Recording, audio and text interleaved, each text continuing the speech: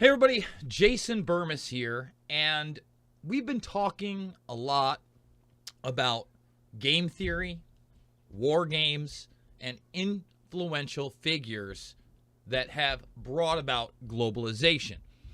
You saw my interview with Johnny Vedmore, and if you haven't, I would encourage you to watch that, about the World Economic Forum, about Galbraith, about Kissinger, and about a man named Herman Kahn, who was also one of the inspirations for what? Dr.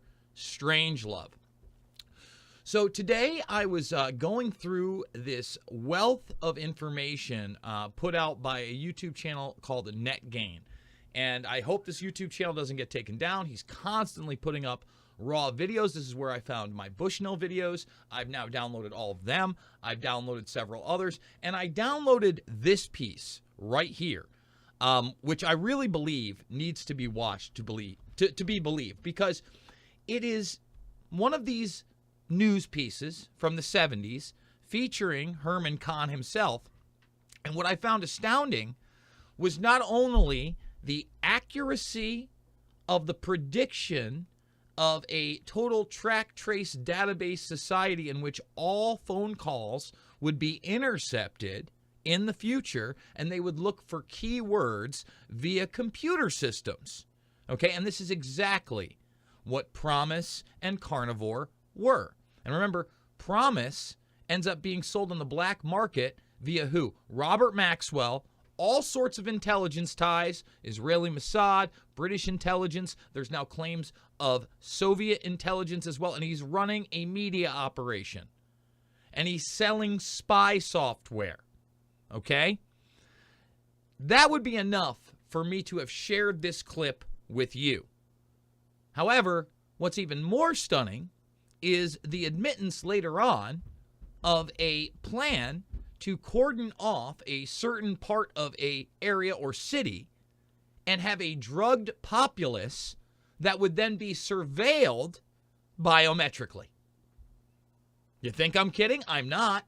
We're going to play the clip here. It's out of one of those think tanks, of course, the Hudson Institute. So here's the deal, guys. I need you to thumbs it up, subscribe, and share. You know the deal on YouTube. We could be taken down at any moment, but we're here for now. We're actually going to play some Invisible Empire, a New World Order defined as well in this broadcast. Rockfin, Rockfin, Rockfin. If you want to financially support me, make sure you're on a desktop. Hit that subscribe button. You get everybody's premium content, not just Jason Bermas. I'm a freemium model for the most part. I don't really put up a lot of premium stuff, right? And now we also do have audio format, Podbean, RSS feeds, but also video format on Podbean, okay? So another great way to support me is just make free accounts, Podbean, Rockfin, let people know about them. I do want to thank Odyssey for backing up my YouTube channel, especially because they take down so many videos now in the past via YouTube. Okay, we are on Getter, and we are also on the Twitter at Jason Bermas. Loose Change, Final Cut, Fabled Enemies, Invisible Empire, A New World Order Defined, and Shade the Motion Picture are all free right here, right now. Without further ado, let's hear Herman Kahn of the Hudson Institute talk about this game theory, a Big Brother populace, right? And what else? A drugged populace. And remember, this is the guy that's one of the better ones, the anti-Malthusian, okay? The person that thinks that we can solve energy and have abundance and isn't about population control. This is supposedly the better option. 30 miles north of New York City, the problems of our violent age are pondered over in one of America's most influential think tanks, the Hudson Institute. In this 19th century mansion, they are looking for alternative futures, both utopian and dystopian. Both utopian and dystopian. Let's wargame it all. The end product of this think tank? Scenarios. Scripts for the 21st century. Let's admit that the affluence, the skills, the technology will really make life better in all kinds of ways. Mm-hmm. But, we also know these things go badly. Right. Okay, everybody's worried about the possibilities of various kinds of social controls and so on. What would the scenario be? Herman Kahn is director of the Institute, Tony Weiner his assistant. So here we go. They're talking about a scenario in which technology has gone badly. And guess what? It went exactly this way. Technology is that double-edged sword. But historically, they come up with a nightmare scenario, and guess what? It's totally implemented. It has to involve the social controls coming into effect gradually and slowly, and at each step as a result of some decision which seems to be very much in the general interest. So again, they're telling you the blueprint right here, and they're not wrong. This is actually, everything they just said there is true. Incrementalism, and they offer what seems to be a positive solution to a problem they created themselves. Okay? That is no imposition by an evilly intended big brother. How are we going to achieve a utopian peace in our cities, even without the bomb? What is the scenario for a utopian peace? So, listen, now they're asking about a utopian peace, and this is where it gets really scary, okay? This is where it really just starts to get scary. We're talking about total surveillance. Remember, he said Big Brother, but they couldn't know it was evil. You get it? To take a Black Power movement, right, and one which really is trying to cause problems, put sand in the gears. Right. And you've already set up a good deal of this social watching. Mm-hmm. You know, you've got your TV cameras everywhere, you've got your data processing, everybody has his ID card, you've double-checked it, mm-hmm, and now all of a sudden you've got these guys that are throwing sand in the gears, and you clamp down. That is, you keep track of every car, you keep track of every, this is easy to do. You keep track of 10% or 100% of conversations that occur on telephones. 10% to 100% of the conversations on telephones. And he's referencing the Black Power movement because that's where they utilized what? The FBI and COINTELPRO the most. They were threatened by real civil rights back then. Do you understand that? And they're threatened by real civil rights right now. It doesn't matter what the color of your skin is. It doesn't matter if you think that you're part of the poor class or you're upper middle class, or you even think you're part of the elite. You're not, brother. You're watching this, I can guarantee you're not. All right? And if you are part of the elite, you know damn well this is going on. I mean, Kahn lays it right out here, okay? He's talking about the track trace database society I've been warning about for almost 20 years. And he's going to talk about what? The phone conversations right now. And then we're going to play you a bit of Invisible Empire from 2010. One could, with a computer capacity that will be available in the next couple of decades, one could easily record every phone conversation made. And then one could easily scan mechanically, no human being could spend the centuries that would be required. One could scan every conversation looking for keywords that would identify the conversation as worth looking into a little further. So that, for example, one could begin with a naive set of words. Kill, rob, murder, assassinate, plot, conspire. You know, you can do more than that. You could imagine temporarily tranquilizing a whole city. We're going to stop it right there. Temporarily tranquilizing the whole city. He's smiling. Now, the key word thing already became a reality. All of your digital, and this is pre-Snowden. I warned people pre-Snowden that this was going on, that this was established. Well, this was the military-industrial complex. And now you, too, can watch along with me right here.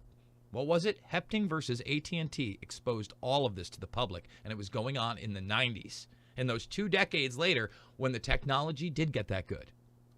So it should come as no surprise that they have been tracking, tracing, and databasing our lives for years. Many people are aware that the Bush administration engaged in warrantless wiretaps on American citizens.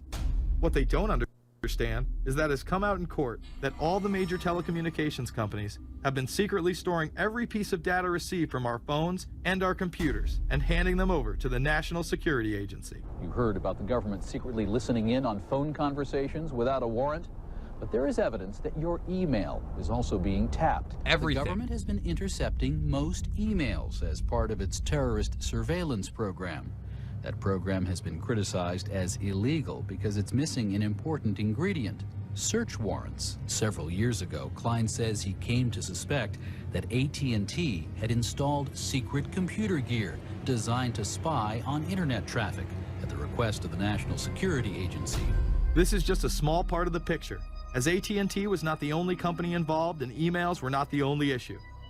The NSA was installing Norris Insight systems, which are capable of monitoring billions of bits of internet traffic per second. It was also able to monitor any calls traffic through its system, all websites visited, all instant messaging, and separate types of transaction records. The secret room at AT&T contains gear which enables the government to look at every individual message on the internet and analyze exactly what people are doing. Here's another document. It mentions a company called Norris. Norris makes computer software that can swallow and analyze 10 gigabytes of information every second. That means it could go through all the information in all the books in the Library of Congress in a little over 15 minutes. The documents Klein and others were able to produce were then censored by the NSA. Bankston isn't allowed to talk about the documents in detail. The government has since had them sealed. But he says what is in there boggles the mind. We are talking about a substantial portion of all the communications traffic in the United States. Guys, you understand that? They reclassified material that he got a hold of. You barely heard about this. PBS, and to his credit, Keith Olbermann at the time, were the only ones to ever touch the subject one time. One time. Okay? I tried to shine as much light on it as possible. And now you're going to have Kahn talk about a Huxley-like solution to tranquilizing a portion of the populace that is on the drugs that they have to take. Right here, as he smiles away. The utopian system, this isn't the dystopic one, the utopian one. You know, it's been upset, been riots. You know, let's put transguarders either in the air or in the water. You know, just get people settled down a bit. So, you know what you said. In the air or in the water. He's talking about biological warfare against the citizenry that revolted and rioted. Wow. Huh. How about that? That's the utopia. I can imagine you could do preventive medicine going on in this kind of state. Preventative medicine. Oh. Where have we heard that before? So you're not sick, you're not ill. Let's just give you some preventative stuff, Huxley style. You know, where you really check up with everybody and you see that they keep their drug levels right. Yes. In fact, the first thing you do when you go into to work is they punch you and check your blood and see that the drug level is what it's supposed to be. So you'll buy the safety of your city at the expense of the privacy of individuals, and for most people, most of the time, the intrusion will not be the kind of thing they'd be conscious of. So the scenario for a utopia without violence is achieved at the expense of your private life. Does any of this ring a bell?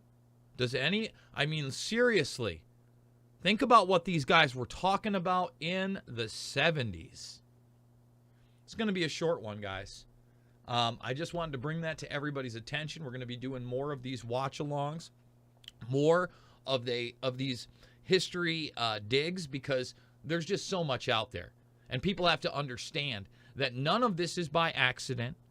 When they're having a world government summit, okay, and the opener is, are we ready for a new world order? They're throwing it in your face. When they are talking about the fourth industrial revolution, sounded a lot like that. Sounded a lot like that. So, thumbs it up, subscribe, share. Remember, Podbean, Rockfin. That's how we do. The links are down below if you want to financially support me. I do want to thank, we do have one tip over at the Rockfin right now. I do want to thank, what is it? See, I can't see right now, guys. Pyrotactics. And you know, I don't like talking about what's going on right now. But let's just say we'll find out a little bit more, hopefully, by next week. And I have been, seeing several health professionals, let's just say. And I am having a serious thing done on Friday. So fingers crossed everything is good, and somehow my eyesight's going to be back, and other things that I'm dealing with are going to be okay as well. But we're going to, march on no matter what. That's the bottom line. And here's the thing. It's not about me. It's about this information getting out to people. And by doing this, okay, these warnings last forever, okay? You got to be your own hero. You got to share the information. You got to realize it's not about left or right. It is always about right and wrong. I love you guys, and I'll see you on the flip side.